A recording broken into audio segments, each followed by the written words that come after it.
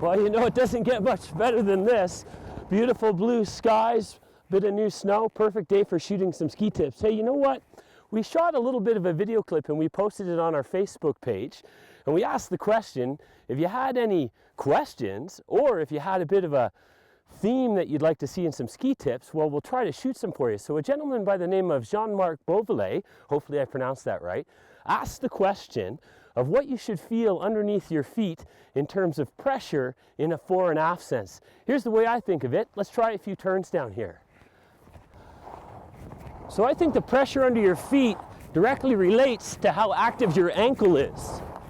So there's a few different schools of thought as to what you should feel underneath your feet. And I don't think there's a right way or a wrong way here, but maybe just a little bit more of what works best for you. And I'll tell you what works best for me is I like to try to feel right here. It's a little bit ahead of my heel, or what I would call the back of my arch.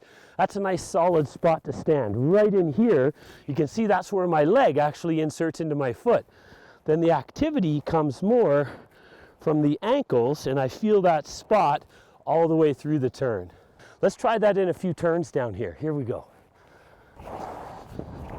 So the feeling that I have in my boots here right now is almost like I'm pressing my heels down and my toes are light.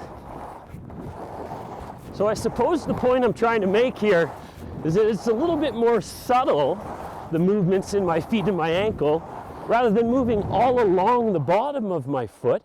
What I do is I activate my ankles and I almost feel the same spot actually under my foot. Have a look at this here in my hand, and you can try this at home. If I grab my fingers, that would be the equivalent of standing on my toes. Try that. Resist as much as you can here, but you pull back, you'll feel some muscle strain, and it certainly bends. If I press down here though, right into the palm, that's really solid, and that's that spot right here, and that's the best place to stand. Let's try a few more here. So I use that strong spot as almost like a reference point. That's what I want to feel all the way through my turn.